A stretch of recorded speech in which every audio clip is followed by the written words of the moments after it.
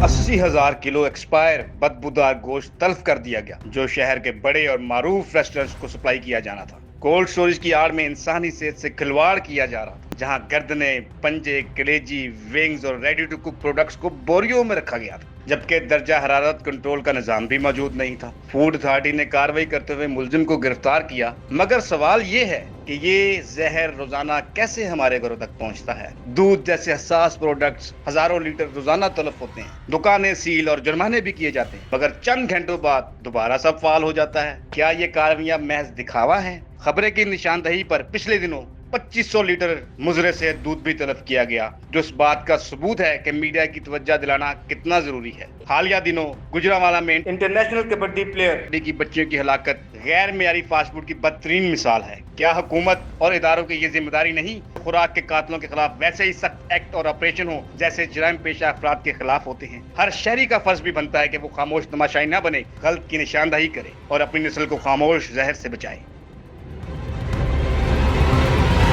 Viewers, आप देखें खबरें डिजिटल रिपोर्टर्स कॉर्नर में। मैं हूं शुएब भट्ट। सूबाई दारुल हुकूमत में गुज़िश्ता दिनों बल्कि कल ही डीजी फूड अथॉरिटी के अहकामात पर 80,000 किलो मुजरे सेहत गोश्त एक कोल्ड स्टोरेज से पकड़ लिया। यानी कि डीजी फूड अथॉरिटी ने एक्शन लिया है और 80,000 किलो जो है मुजरे सेहत फूड चेन को जो सप्लाई किया जाना था गोश्त, वो पकड़ लिया। अब ये नहीं पता वो कितने दिनों से, कितने अरसे से, कितने माह से जो है वो कोल्ड स्टोरेज जो काम कर रहा था और कितने रेस्टोरेंट्स और कितने मशहूर फूड चेन्स को गोश्त सप्लाई कर रहा था। कल तो उन्होंने पकड़ लिया। हमारे साथ जिया बलोच साहब मौजूद है, सीनियर सहाफी हैं। जिया साहब, आपसे पूछना चाहूंगा कि ये जो अचानक 80,000 किलो जो गोश्त पकड़ लिया हमने, वो ये क्या माजरा है? उससे पहले कितने अरसे से ये था, कितने फूड चेन्स को ये सप्लाई कर चुका है? अचानक हमने पकड़ लिया, कार्रवाई की, सील कर दिया, जुर्माना कर लिया। इससे पहले ये क्राइम कर चुका है, सप्लाई कर चुका है, उससे लोग बीमार हो चुके हैं, या दोबारा इसने खुल के भी करना है ऐसा ही काम? इस हवाले से आप थोड़ी सी रोशनी डालें। बट सब बात यह है कि सूबाई दारुल हुकूमत में हम बैठे हुए लाहौर में, और लाहौर खाने के हवाले से पूरी दुनिया में मशहूर है। मिसाल लाहौर के जो खाने हैं वो पूरी दुनिया में जाने पहचाने जाते हैं। अच्छा, जब आपकी लेगेसी होती है कि आपकी शोहरत है, आपका जनाब एक नेक नामी है, फिर उसको बरकरार रखना बहुत जरूरी होता है। और इस किस्म के जनाब ये मुआशरे के नाम पर जनाब ये क्लिनिक का टीका होते हैं, इन लोगों को पॉइंट आउट करना जरूरी है। पंजाब फूड अथॉरिटी तो उन्होंने बना दी, काम भी कर रही है, दुरुस्त कर रही है, लेकिन एक सिर्फ जनाब जो शोरूम था वो पकड़ा गया, एक जो सर्द खाना था पकड़ा गया। ऐसे लाहौर में पता नहीं कितने हैं। और सूरत हाल ये थी, आपने जैसे अपने पैकेज में भी बताया कि पंजे उसमें थे जनाब, उसमें जनाब उनकी और ओजड़ियां थी, अंतड़ियां थी, उनको उन्होंने विंग्स थे, उन्होंने जनाब बोरियों में भर के रखा हुआ था। बदबूदार, उनकी रंगत तब्दील हो चुकी उनकी। और दूसरी तरफ ये जो जैसे आपने बताया इलियट क्लास जो है उसको सप्लाई किया जाना था। मतलब ये आम अगर गोश्त फर्ज करें जनाब मुर्गी का गोश्त 600 रुपए किलो है, तो ये 3,000 रुपए किलो में फरोख्त होना था, लेकिन उसकी जो हाइजेनिक कंडीशन थी वो इंतहाई बुरी। सर, छोटा रेस्टोरेंट है, छोटी दुकान है, छोटा होटल है, वहां पे किचन फिर भी नजर आता है, मुंसलिक है। आप देख रहे हैं प्याज काट रहे हैं, कुछ टमाटर काट रहे हैं, तड़का लगा रहे हैं। लेकिन ये जो हाई प्रोफाइल फूड चेन्स हैं, you are not allowed to reach their kitchen.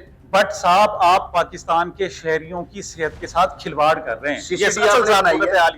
CCD आपने बनाई है जो जुराइम को कंट्रोल कर रही है, जो कत्ल को, डकैती को, चोरी को, इंसानी जिंदगी से खेलने वालों को बिल्कुल मतलब एक हद तक कंट्रोल करने के लिए वो डिपार्टमेंट बना है, उनको मुबैना मुकाबले भी जारी है। सूरत हाल ये है। तो ये फूड जो मेरा सवाल आपसे ये है, क्या ये इंसानी जिंदगी से नहीं खेला जा रहा? बिल्कुल। एक इंटरनेशनल कबड्डी की बच्चियां जो हैं वो जंक फूड खाने से वो हलाकत हुई है, बिल्कुल ऐसा, पिज्जा खाने से, बर्गर खाने से। तो ये कैसा गवर्नमेंट का ये कैसा इनिशिएटिव है जिसमें एक तरफ चोरी डकैती करने वाले को कत्ल कर रहे हैं, पुलिस मुकाबले में मारा जा रहा है, धाक बिठाई जा रही है, दूसरी तरफ मुझे थे गोश्त और दूध और ऐसी चीजें। गुज़िश्ता हफ्ते 15-20 दिन पहले खबरें की निशानदेही पे 2,500 लीटर दूध जो है वो तलब कराया गया, निशानदेही की गई। एज ए शहरी हमारी क्या जिम्मेदारी है अगर हम निशानदेही करा रहे हैं, और गवर्नमेंट की क्या जिम्मेदारी बनती है? आप ये बिल्कुल ये दुरुस्त है। पंजाब फूड अथॉरिटी इन्होंने बनाई है, एक्टिव होने की जरूरत है। इस वक्त भी इत्तलात हैं कि पंजाब फूड अथॉरिटी एक्शन नहीं ले रही। वजह कि वो जनाब छोटे दुकानदारों को तो जाकर पकड़ लेते हैं, जो बड़े दुकानदार हैं, जो बड़े फूड चेन हैं, सप्लाई चेनर्स हैं, उन पर हाथ डालना मुश्किल है। वजह वहां जनाब वो ताकतवर लोग हैं, तो यहाँ कमजोर पे सारी की सारी जनाब नजला गिरता है, ताकतवर को कोई नहीं। एक आध एक्शन हुआ, आप जाकर इसको जरा खोलें, जाकर देखें, जितने भी यहाँ पर कोल्ड स्टोरेज हैं वहां जाके सूरत हाल को देखें तो आपको पता चलेगा। और सिर्फ गोश्त नहीं, सबसे बड़ा मिसाला जात पे जो जुल्म हो रहा है वो बट साहब इससे भी ज्यादा है। मैं एक मेडिकल की रिपोर्ट पढ़ रहा था और मेडिकल की रिपोर्ट ये थी कि सबसे ज्यादा इस्तेमाल होने वाली मेडिसिन कौन सी है, तो उसमें था जनाब ओमिप्राजोल है और इसोमिप्राजोल है जो मैदे को कंट्रोल करती है। इस वक्त सूरत हाल है कि किसी भी आप डॉक्टर के पास जाएं, कोई भी वो दवा लिखे, ये साथ दवा जरूर लिखता है, उन्हें पता है कि यहाँ खाना जो है दुरुस्त नहीं मिल रहा, हमारे मैदे के प्रॉब्लम है। तो खुदा के लिए जो अथॉरिटी बैठी हुई है उनसे हम यही कहेंगे कि जरा बाहर निकलें और सूरत हाल को देखें। आप ऐसा नहीं है सिर्फ डाकू लूट रहे हैं, ये जो रेस्टोरेंट्स के लोग हैं ये उससे भी बड़े डाकू हैं और ये जुल्म कर रहे हैं, इनके खिलाफ एक्शन होना चाहिए। एक्शन ऐसा मैं समझता हूँ, हमें गवर्नमेंट को डिमांड ये है कि एक्शन ऐसा होना चाहिए जिस तरह बड़े क्रिमिनल के खिलाफ एक्शन ले रहे हैं, बड़े जुर्म के खिलाफ एक्शन ले रहे हैं। मेरी नजर में इससे बड़ा जुर्म नहीं है आप किसी को मौत बेच रहे हैं, पॉइजनिंग है, बिल्कुल आप स्लो पॉइजनिंग है या बिल्कुल ऐसे ही आप मौत बेच रहे हैं, जहर बेच रहे हैं और आपको सजा क्या मिल रही है? आपको 20,000 जुर्माना कर रहे हैं, आपको 10,000 जुर्माना कर रहे हैं, आपको सील कर रहे हैं कि जो 4 घंटों बाद खुल रहा है।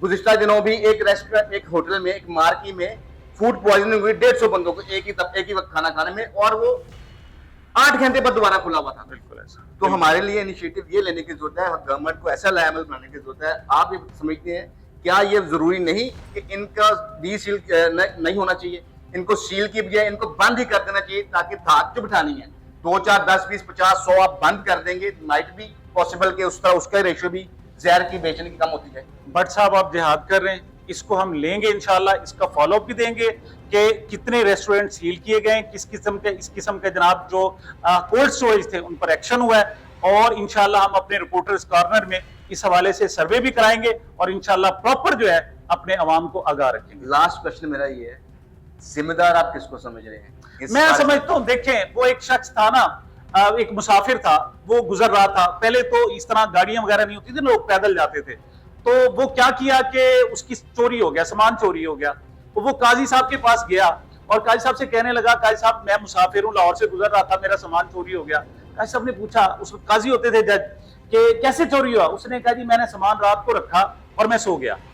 काजी ने कहा बड़े बेवकूफ हो तुम, सामान तुम सड़क पे रखते हो और सो जाते हो।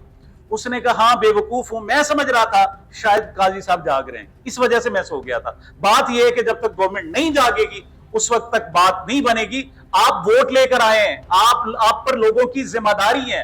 हजूर अकरम सल्लल्लाहु अलैहि वसल्लम की हदीस है, कुल्लुकुम राउन व कुल्लुकुम मसऊलुन अन रइयतिही, कि हर शख्स चरवाहा है और उससे छोटी छोटी जो उसकी रैयत है, उसके जो भी इख्तियारात हैं उनसे पूछा जाएगा। हमारा काम आवाज बुलंद करना है, करेंगे और टिका के करेंगे।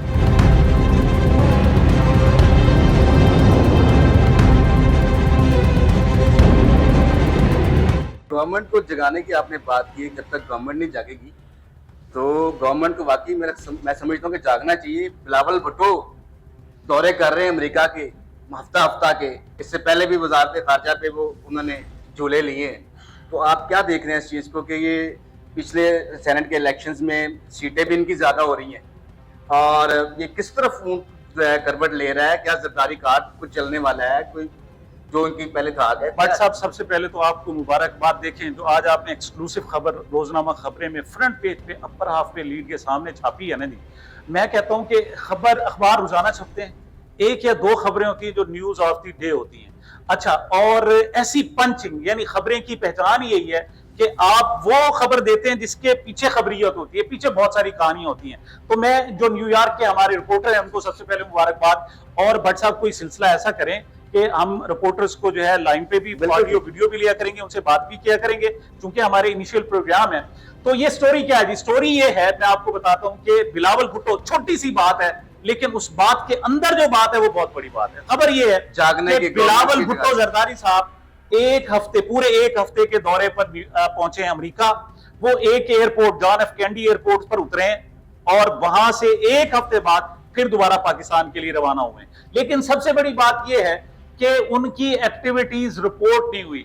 अब बिलावल भुट्टो जैसा बंदा जिनकी ख्वाहिश ये होती है कि उनकी जनाब हर कदम उठाना भी रिपोर्ट हो, लेकिन वहां चुपके से जाते हैं, चुपके से मुलाकातें करते हैं, और वापस आ जाते तूफान आने से हैं। पहले की देखिए, खामोशी। अमेरिका में 2 किस्म की मुलाकातें हो रही हैं। एक तो इमरान खान साहब के साहबजादे वहां पहुंचे हुए हैं, मुलाकातें कर रहे हैं। उन्होंने ब्रैड शर्मन से भी मुलाकात की, रिचर्ड ग्रैनल से भी मुलाकात की, और कांग्रेसमैन है उनसे मुलाकात कर रहे हैं। वहां से वो कैलिफोर्निया आए हैं। अच्छा, वो तो है कि अपने बाप की रिहाई की तहरीक चला रहे हैं और वो सबको कह रहे हैं नाउमूज है, सियासतदान बिलावल साहब नहीं। कौन सी लेकिन तहरीक बिलावल साहब, अच्छा एक बात मैं और आपको बताऊं, ये आसिफ जरदारी साहब इस वक्त माशाल्लाह सदर पाकिस्तान है, और मियां नवाज शरीफ साहब वो 3 मरतबा के वजीर आजम है। आपस में एक दूसरे के मुतहारिब, लेकिन अब एक ही पर्दे में एक ही साइड पर खड़े हुए हैं।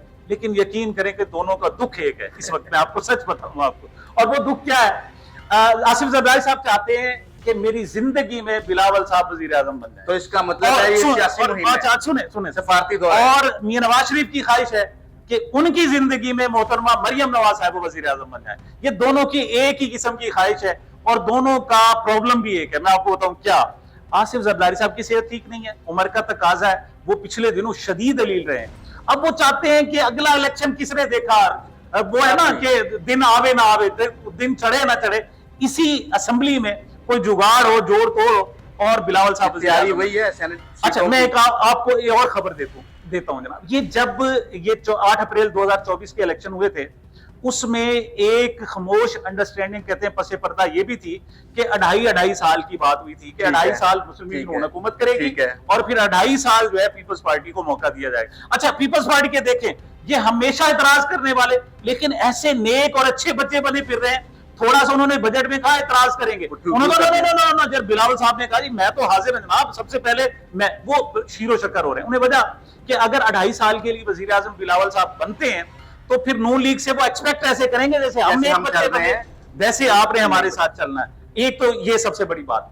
अच्छा, और दूसरी बात जो एक अहम बात मैं आपको बताना चाहता हूं, वो ये है कि बिलावल भुट्टो साहब तो चलो नहीं बोलते, लेकिन पीपल्स पार्टी के अंदर और तो बहुत सारे लोग बैठे हैं, बड़े बड़े डेमोक्रेट्स बैठे हैं। अच्छा, रजा रब्बानी साहब ने रिसेंटली, रजा रब्बानी देखें, उनपे मुझे भी बहुत इतराज है। पहली बात तो उनको मैं डेमोक्रेट समझता हूं, वो जमहूरियत पसंद है और हक सच बात कहते हैं। लेकिन बिलावल साहब ने सबको नथ ऐसे डाली हुई है कि चुप, किसी से बात नहीं करनी। अब जो केपीके में ये सारा ड्रामा हुआ है, और वहां गवर्नर साहब से उन मखसूस रिश्तों का हलफ उठाया गया है, रजा रब्बानी वाहिद शख्स है जिसने कहा है जी ये दुरुस्त नहीं है, आपने जमहूरियत पर शब खून मारा है, और सुप्रीम जो पेशावर हाई कोर्ट के चीफ जस्टिस हैं उनको कोई हक नहीं था। यानी पीपल्स पार्टी के अंदर से बातें हो रही हैं, लेकिन उन्हें खामोश कराया जा रहा है। वजह बिलावल साहब की ख्वाहिश है कि वो वजीर आजम बन जाए। और एक भट्ट साहब, अच्छा एक बात और मैं अपनी तरफ से कहूं, आप नौजवान आदमी हैं और लोगों के दिलचस्पी की बाइस भी होती है। आपको पता है बिलावल साहब की शादी नहीं हो रही, ठीक है, वजह पता है क्या है? बताएं, आप बताएं ना क्या वजह है? वजह यह है कि बिलावल साहब की ख्वाहिश है कि मैं वजीर आजम होते हुए दूल्हा बनूं, ये सबसे बड़ी ख्वाहिश है। और बात भी ऊपर आगे जा रही है, 38 साल उनकी उम्र हो गई, अब इनमें नहीं बनते तो फिर वो बन ही नहीं सकेंगे। तो जनाब ये सारा जोड़ तोड़ हो रहा है। ये हमारे रिपोर्टर ने बिल्कुल दुरुस्त खबर दी है कि अंदर से पांव पकड़े जा रहे हैं, मिन्नतें की जा रही हैं, मुआहदे किए जा रहे हैं। उनको जनाब ये बताएं, पीटीआई अलहाद कर रही है बिलावल के साथ? पीटीआई कभी नहीं करेगी। देखें जी, आप इमरान खान से एक्सपेक्ट नहीं कर सकते। 2 साल हो गए वो जेल में बैठा है, और आज की जो आपके पास रिपोर्ट है आपने छापी हुई है, उसमें वो कहता है जी मेरे साथ इंसानी सलूक नहीं हो रहा, गैर इंसानी सलूक हो रहा है, जानवरों से ऐसा सलूक नहीं होता। सिर्फ 2 घंटे सेल से बाहर निकालते हैं, उसके जिस्म शल हो चुका है, उसके आप इस वक्त कोई तस्वीर उसकी नहीं आई ना भट्ट साहब, इस वक्त सूरत हाल ये कि उसका जो गोश्त है ना यहाँ से लटकना शुरू हो गया। उसका कहाँ है? एक्सरसाइज की भी टाइम नहीं मिल रहा, एक्सरसाइज तक भी नहीं है। इस वक्त बहुत बुरी सूरत हाल है। वो तो एक चूंकि जुनूनी आदमी है, उससे आप तवक्को करेंगे कि पीपल्स पार्टी के साथ एक पीछे रिसेंटली एक जनाब तजवीज भी आई कि नून लीग पंजाब में गवर्नमेंट में रहे और पीपल्स पार्टी को और पीटीआई को वफाक दे दिया जाए, लेकिन इमरान खान कभी भी तस्लीम नहीं करेगा। जी, इमरान खान साहब पीपल्स पार्टी या नून लीग की हुकूमत को कभी तस्लीम नहीं करेंगे। इसके अलावा जो फूड अथॉरिटी है उसकी जो जिम्मेदारी है उसको निभाना होगा, ताकि इंसानों से खेलने वाले, इंसानों की जानों से खेलने वाले, जो जानों से खेल रहे हैं, उनके खिलवाड़ कर रहे हैं, उनका कमा किया जा सके। मजीद ऐसी इंफॉर्मेशन के लिए देखते रहे खबरें डिजिटल रिपोर्टर्स कॉर्नर।